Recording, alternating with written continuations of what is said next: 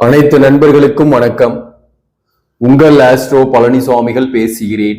இந்த காணொலியில விருச்சிக லக்னமாக இருக்கீங்க அல்லது விருச்சிக ராசியாக இருந்தாலும் இந்த பதிவு உங்களுக்கு சூட்டபிளாக இருக்கும். அந்தரங்க வாழ்க்கை இப்படித்தான் என்ற தலைப்புல தான் நம்ம பார்க்க போறோம். அதாவது அன்பு, காதல், பாசம், காமம் இவையெல்லாம் விருச்சிக ராசி அல்லது விருச்சிக லக்னத்தில் பிறந்தவர்களுக்கு எப்படி இருக்கும் என்பதை பற்றி ஒரு பொது பலனாக பார்க்க போறோம். இந்த விஷயம்லாம் சொன்னோம் இல்லைங்களா, அன்பு, காதல், காமம், பாசம் இதெல்லாமே அதிகமாவே இருக்கக்கூடியவர்கள் தான் விருச்சிக ராசி அல்லது விருச்சிக லக்னத்தில் பிறந்தவர்களுக்கு இருக்கு. இந்த லக்னம், இந்த ராசி அதிபதியாக வரக்கூடியவர் செவ்வாய். செவ்வாய்னாவே வேகம் அதிகம், ஃபோர்ஸ் அதிகம், எதுலையும் ஒரு வீரியம் அதிகம். ஒருத்தருடைய ஜாதகத்துல செவ்வாய் பலமாக இருக்கு அப்படின்னாக்க அது எந்த லக்னமா இருந்தாலும் சரி, எந்த ராசியா இருந்தாலும் சரி, அவர்களுக்கு செவ்வாய் ஆட்சி அல்லது உச்சம் பெற்று இருக்கு அப்படின்னாக்க அவர்களுக்கு காம உணர்வுகள் சற்று அதிகமாகவே இருக்கும். காலபுருஷ தத்துவத்தின் 8ஆம் பாவகம் விருச்சிகம். இந்த விருச்சிகம் என்பது பாத்தீங்கன்னாக்க ஒரு நீர் ராசி. இந்த இடத்துல விசாகம் 4ஆம் பாதம், கேட்டை 4 பாதங்கள், அனுஷம் 4 பாதங்கள், இந்த நட்சத்திரங்கள் இங்க இருக்கு. இப்போ விருச்சிகம் ராசியில பிறந்தவர்களை பொறுத்தவரையிலும் பாத்தீங்கன்னாக்க ஒரு எமோஷனல் டைப்பா இருக்கக்கூடியவர்கள். வேகமா எதையும் பேசிடுவாங்க, வேகமா எதையும் செயல்படுவாங்க, கோபமும் இருக்கும், குணமும் இருக்கும் அப்படின்ட்டு நம்ம பல பதிவுகள்லையும் சொல்லியிருக்கிறேன். எதையுமே விவேகமா முடிவெடுக்காம வேகமாக முடிவெடுத்துட்டு பின்னாடி வருத்தப்படுவாங்க. சில நேரங்கள்ல பேச்சு கூட அந்த மாதிரிதான், பட்டுன்னு பேசிடுவாங்க, முகத்தில் அடித்தார் போல பேசிட்டு அதன் பிறகு வருத்தப்படுவாங்க. இந்த விருச்சிகத்துக்கு 7ஆம் பாவகம் என்பது ரிஷபம். ரிஷபத்தின் அதிபதி சுக்கிரன். இந்த விருச்சிகத்துக்கு 12ஆம் பாவகம் அயனஸ்தானம். இந்த பாவகத்தை வச்சுதான் ஒருத்தருடைய தாம்பத்திய சுகம் எப்படி இருக்கு அப்படின்ற விஷயத்தை நம்ம பார்க்க முடியும். விருச்சிகத்தை பொறுத்தவரையிலும் 12ஆம் அதிபதியாக வரக்கூடிய ஒரு சுக்கிரன் தான். ஒரு ஜென்ரலா சொல்ல போது, ஒரு பொது பலனா சொல்லணும்னாக்க இவர்களுக்கு தாம்பத்திய வாழ்க்கை எல்லா வகையிலுமே ஈடு கொடுக்கக்கூடியவர்களாக இருப்பாங்க. தாம்பத்திய வாழ்க்கை இவர்களுக்கு கிடைக்கக்கூடியதாகவும் இருக்கும். ஆனா அவங்களுடைய ஜாதகத்தில் இருக்கக்கூடிய அந்த 12ஆம் பாவகத்தில் இருக்கக்கூடிய கிரகங்களை வைத்து அவர்களுக்கு அந்த தாம்பத்திய வாழ்க்கை எப்படி இருக்கும் அப்படின்றத நம்ம டீட்டெயிலா சொல்லலாம்.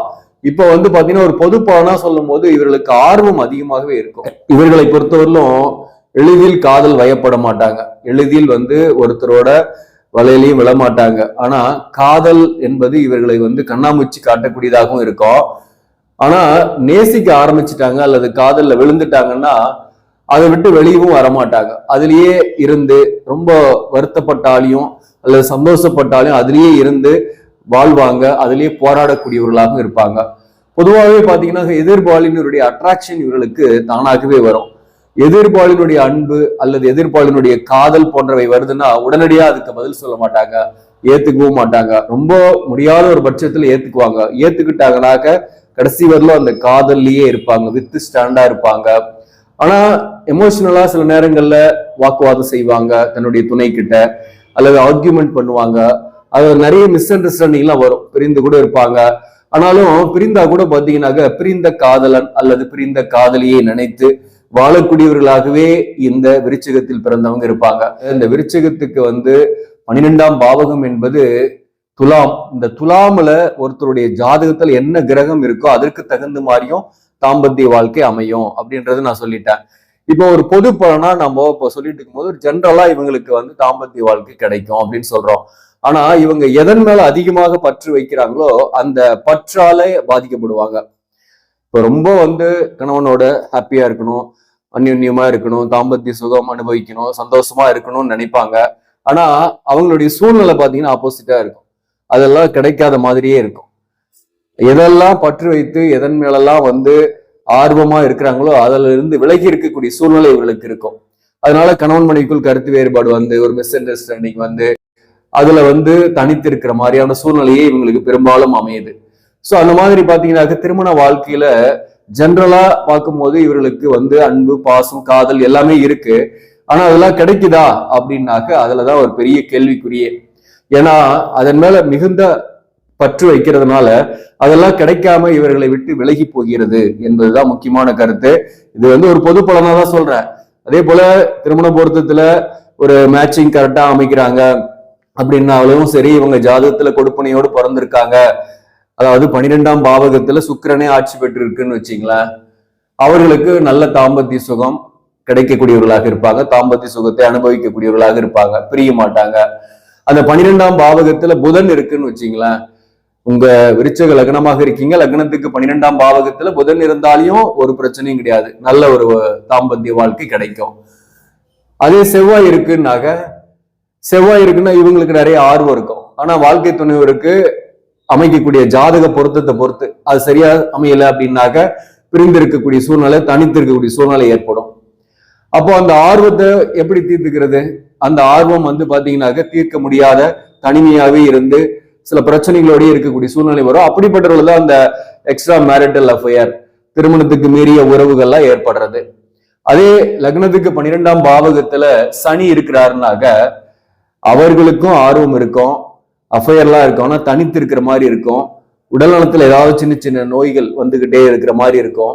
அதே போல பாத்தீங்கன்னாக்க இவர்களுக்கு சனி இங்க உச்சமாகிறாரு, 12ஆம் பாவகத்துல சனி உச்சம், வெளிநாடு வெளியூர் வேலை விஷயமா வெளியிலேயே இருக்கக்கூடிய சூழ்நிலை எல்லாம் இவங்களுக்கு ஏற்படும். அதனால தாம்பத்திய சுகம் சரியாக கிடைக்காத மாதிரியான சூழ்நிலைகள் இருக்கும். எதிர்பாலினரை தேடி போகக்கூடிய சூழ்நிலையோ அல்லது எதிர்பாலினுடைய அஃபேர்ல விழக்கூடிய சூழ்நிலையோ திருமணத்துக்கு பிறகும் இவர்களுக்கு ஏற்படக்கூடிய வாய்ப்பு உண்டு. அதே லக்னத்துக்கு 12ஆம் பாவகம், விருச்சகத்துக்கு 12ஆம் பாவகத்துல சூரியன் இருக்கிறாருனாக்க சூரியனை பொறுத்தவரை இங்க நீசம், லக்னத்துக்கு 12ஆம் பாவகத்துல சூரியன் நீசம். ஒரு நீச கிரகம் 12ஆம் பாவகத்துல இருந்தா தாம்பத்திய சுகம் கிடைக்காத மாதிரியான சூழ்நிலை இருக்கும், தனித்து இருக்கிற மாதிரி சூழ்நிலை, மன அழுத்தத்தோடு இருக்கக்கூடிய சூழ்நிலை, அதே போல டென்ஷன், நைட்லாம் ஒர்க் பண்றது, ஒரு கடுமையான பணிச்சுமையும் இருந்துகிட்டு இருக்கும். சோ சூரியன் இருந்தாலையும் தாம்பத்திய சுகம் சரியா அமையறதில்லை. இந்த சூரியனை பொறுத்தவரையில 7ஆம் இடத்துல இருந்தாலையும் திருமணம் லேட் ஆகும், திருமண வாழ்க்கையில பிரச்சனைகளை ஏற்படுத்துது. அதே போல இவர்களுடைய லக்னத்துக்கு 12ஆம் பாவகத்துல ஒரு பகவான் இருக்கிறாருனாக்க இவர்களுக்கு ஆர்வம் இருக்கும், ஒரு மிதமான காதல், ஒரு மிதமான காமம் அந்த அளவுக்கு இருக்கும், தவறான வழியிலையும் போக மாட்டாங்க. அதே போல பாத்தீங்கன்னாக்க வெளிநாடு வெளியூர்ல போய் வாழக்கூடியவர்களாகவும், அங்க போய் சம்பாதிக்கிறதுக்காக, பணம் சம்பாதிக்கிறதுக்காக வெளிநாட்டுல போய் வாழக்கூடியவர்களாக இருப்பாங்க. வாழ்க்கை துணையை விட்டு சற்று பிரிந்து இருந்தாலும் அன்போடு இருப்பாங்க. அப்பப்போ பொருளாதார ரீதியாக பண கஷ்டங்கள், விரயங்கள், சுப விரயங்கள் ஏற்படும். தான தர்மம் செய்வாங்க, மற்றவங்களுக்கு உதவக்கூடிய எண்ணங்கள்லாம் இவங்களுக்கு இருக்கும். சோ இந்த மாதிரி இருந்தாங்க. இந்த ராகு இருந்தாலையும் நிறைய அஃபேர்லாம் வரும், அஃபேர் வரும், தாம்பத்திய சுகமும் நல்லா இருக்கும். கேது இருந்தா ஆனா அஃபேர் வராது, தாம்பத்திய சுகமும் சரியா இருக்காது, ஒரு பற்றற்ற நிலையிலேயே இருக்கிற மாதிரியான சூழ்நிலை இருக்கும், ஒரு டிப்ரெஷன் மைண்டடா இருப்பாங்க. சோ இந்த மாதிரி 12ஆம் பாவகத்துல ஒருத்தருடைய ஜாதகத்துல அயன சயன ஸ்தானத்துல என்ன கிரகம் இருக்கோ அதற்கு தகுந்த மாதிரியும் அவருடைய தாம்பத்திய வாழ்க்கை இருக்கும். இப்போ யோனி பொருத்தம் திருமணத்துக்கு முன்னாடி நாம பாக்குறோம், திருமணத்துக்கு முன்னாடி யோனி பொருத்தம், நட்சத்திர பொருத்தம் பார்ப்போம், அதுல யோனி பொருத்தம் இருக்கா இல்லையான்னு. யோனி பொருத்தம் இருந்தா கல்யாணம் பண்ணிடுறோம், அதாவது ஆண் யோனி பெண் யோனி இது ரெண்டும் சேர்த்தலாம். மிருகங்களை வச்சுதான் யோனி பொருத்தத்தை டிசைட் பண்றாங்க. அந்த வகையில பாத்தீங்கன்னாக்க ஆண் யோனி இருக்கு, இன்னொருத்தருக்கு ஆண் யோனி இருக்குன்னாக்க அதை சேர்த்தக்கூடாது. உதாரணமா விருச்சிக ராசியில கேட்டை நட்சத்திரம் ஆண் யோனி குறிக்கும், அதே போல கன்னி ராசி உத்திர நட்சத்திரமோ அதுவும் எருது ஆண் யோனி குறிக்கும். இந்த ரெண்டுமே சேர்த்துனாக்க பிரச்சனைகள் வரும் அப்படின்ற மாதிரிதான். ஒரு சரியான தாம்பத்தியம் இல்லாம தனித்து இருக்கிற மாதிரியான சூழ்நிலை இருக்கும், அந்த மாதிரிதான். சோ அந்த மாதிரி ஆண் யோனி பெண் யோனி சேர்த்தலாம், அல்லது 2 பெண் யோனியா இருந்தாலும் சேர்த்தலாம், ஆனா 2 ஆண் யோனியை சேர்த்தாம இருக்கிறது நல்லது.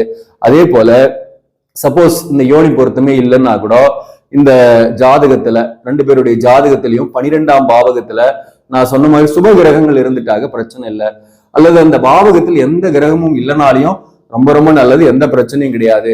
சோ அப்படிப்பட்ட சூழ்நிலை இருக்குன்னாக அந்த ஜாதகத்தை நாம் இணைக்கலாம், யோனி பொருத்தம் இல்லை என்றாலும்.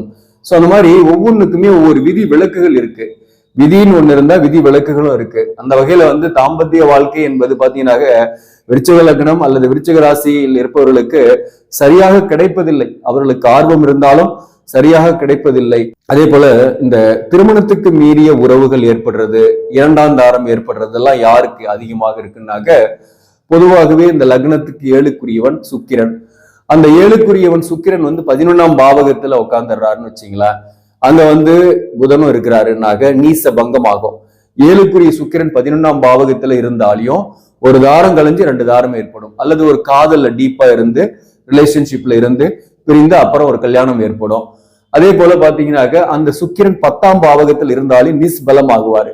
அதாவது சிம்மத்துல சுக்கிரன் இருக்கு, செவ்வாயோட சேர்ந்து இருக்குன்னு வச்சீங்களேன், அதுவும் வந்து பாத்தீங்கன்னாக்க கலஸ்திர தோஷத்தை ஏற்படுத்தக்கூடிய அமைப்பு தான். சோ அப்படிப்பட்டவர்களுக்கும் ஒரு தாரம் கழிஞ்சு 2 தாரம் ஏற்படலாம், அல்லது வந்து திருமணத்துக்கு மீறிய உறவுகள் ஏற்படும். அதே போல இதற்கு வந்து 4ஆம் பாவகம் முக்கியம். இந்த 4ஆம் பாவகத்துல பார்க்கணும். லக்னத்துக்கு 4ஆம் பாவகம் என்பது இவர்களுக்கு கும்பராசி வருது. இந்த கும்பம் வந்து இந்த இடத்துல வந்து சனியே இருக்கு, அல்லது ராகு இருக்கு, அல்லது சூரியன் இருக்கு, அல்லது கேது இருக்குன்னாக்க அவர்களுக்கு ஒரு தாரம் கழிஞ்சு 2ஆம் தாரம் ஏற்படும். 7ஆம் அதிபதியும் கெட்டிருந்து 4ஆம் பாவகத்துல பாவ கிரகங்கள் இருக்குன்னாக்க அவர்களுக்கு 2 தாரம் ஏற்படக்கூடிய வாய்ப்பும் மிக அதிகம். வெளியூர் அல்லது வெளிநாட்டுல வேலை வாய்ப்பு பெறக்கூடிய வாய்ப்பும் அவர்களுக்கு உண்டு. சோ இந்த 4ஆம் பாவகத்துல பெரும்பாலும் இந்த ராகு இருந்து, கும்பத்துல ராகு, 10ஆம் இடத்துல கேது, அதாவது சிம்மத்துல கேது, அந்த இடத்துல சுக்கிரனோட சேர்ந்து இருக்குன்னு வச்சுங்களேன், அவர்களுக்கு வந்து பாத்தீங்கன்னாக்க திருமணத்துக்கு மீறிய உறவுகள் ஏற்படலாம். இந்த 4ஆம் பாவகத்துல செவ்வாய் இருக்கு அப்படின்னாக்க செவ்வாய்க்கு ஒரு சனி பார்வை இருக்கு.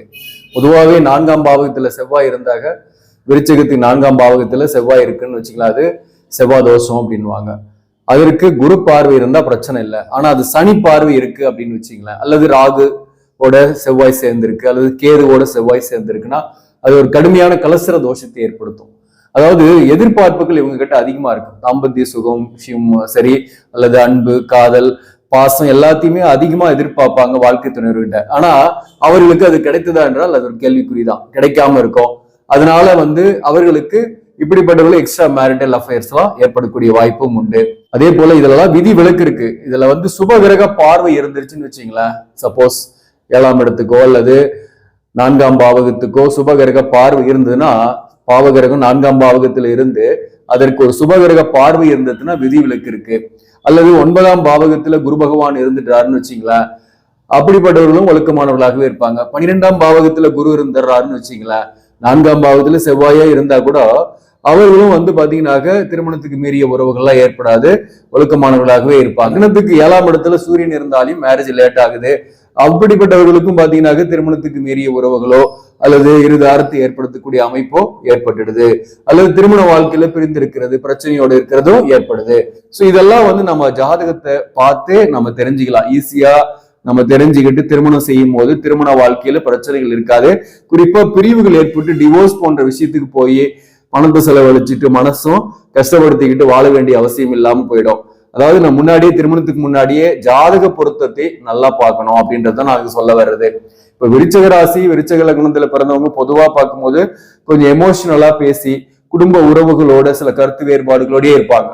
குறிப்பா வாழ்க்கை துணையினுடைய உறவுகள், வாழ்க்கை துணையினுடைய தாயார், நாத்தனார், இவர்களுடைய உறவுகளோட இவங்களுக்கு செட் ஆகாது. அதே போல பாத்தீங்கன்னாக்க ஏதோ ஒரு வகையில ஒரு மிஸ் அண்டர்ஸ்டாண்டிங்லயே போயிட்டு இருக்கும். அதனாலயும் கணவன் மனைவிக்குள்ள ஒரு கேப் இருந்துகிட்டே இருக்கும். அதனால வந்து திருமணம் ஆன பின்னாடியும் அந்த மகிழ்ச்சியான வாழ்க்கை என்பது இவர்களுக்கு கண்ணாமூச்சியாகவே இருந்துகிட்டு இருக்கு அப்படின்றதுதான் ஒரு பொது பலன். சப்போஸ் திருமணம் ஆகல அப்படின்னாக்க, திருமணம் ஆகாதவர்களுக்கும் பாத்தீங்கன்னா காதல் இருக்கிறாங்க அப்படின்னாக்க, அல்லது ஒரு எதிர்பாலினுடைய நட்பில் இருக்கிறாங்கன்னா கூட அந்த நட்பு அல்லது காதல் அப்பப்போ சிக்கலும் சண்டையுமாவே இருக்கும். நீங்க ரொம்ப பாசமா ரொம்ப அன்பா அவங்க கிட்ட பழகிறீங்கனாக்க திடீர்னு அவங்க உங்களை கழட்டி விட்டுருவாங்க, அல்லது திடீர்னு அவங்க உங்களை விட்டு விலகி போயிடுவாங்க. அப்ப பெரிய மன வருத்தத்துக்கு உள்ளாகக்கூடிய சூழ்நிலை ஏற்படுது. சோ இதெல்லாம் ஒரு பொது பலனாதான் சொல்லிட்டு இருக்கிறேன். இந்த தாம்பத்திய சுகம் இல்ல, பிரச்சனையாவே இருக்கு அப்படின்னா என்ன செய்யலாம், ஏதாவது பரிகாரம் செய்ய முடியுமா அப்படின்னாக்க, திருமணம் ஆகாத பெண்களுக்கு அவங்களுக்கு திருமணம் ஆகிறதுக்கான உதவிகளை செய்யலாம். சீர்வரிசை செஞ்சு கொடுக்கலாம் கொஞ்சம், அல்லது உங்களால முடிந்த புடவை வாங்கி கொடுக்கலாம், அல்லது மாங்கல்யமே வாங்கி தானமா கொடுக்கலாம். ஒரு 6 பெண்களுக்கு வந்து திருமணம் ஆகாத பெண்களுக்கு மாங்கல்ய தானம் கொடுக்கறது கூட நன்மையை கொடுக்கும். அதாவது தாம்பத்திய சுகம் சரியா கிடைக்கலன்னா சக்கரத்தாழ்வார் வழிபாடு செய்யலாம். அதே போல ஸ்ரீரங்கம் போனீங்கன்னாக்க படுத்திருக்கக்கூடிய ரங்கநாதர் வழிபாடு, வீட்டுல மகாலட்சுமி வச்சு வழிபாடு செய்யறது, சுக்கிரனை வழிபாடு செய்யும் போது மன்மதன் அவர்தான். அதனால வந்து பாத்தீங்கன்னா இந்த தாம்பத்திய சுகம் சரியாக அமையும், அல்லது அதற்கான சூழ்நிலைகள் இல்லாதவர்களுக்கு சூழ்நிலை ஏற்படும். சோ இந்த மாதிரியான வாழ்வியல் நடைமுறைகளையும் செய்து கொண்டு நாம சில பரிகாரங்களும் செய்யும் போது தாம்பத்திய சுகம் என்பது சரியாக கிடைக்கக்கூடிய வாய்ப்புகள் ஏற்படும். ஆக நண்பர்களே, இந்த பதிவு உங்களுக்கு பிடிச்சிருந்தாக லைக் பண்ணுங்க, இதை மற்றவர்களுக்கும் ஷேர் பண்ணுங்க. இன்னும் நம்ம சேனலை சப்ஸ்கிரைப் பண்ணாம பாக்குறவங்க சப்ஸ்கிரைப் பண்ணி கண்டினியூ பண்ணுங்க. இதன் மூலம் உங்களுக்கு ஒரு சரியான ஜோதிட தகவல்களும் ஆன்மீக தகவல்களும் கிடைக்கும். நன்றி, வணக்கம்.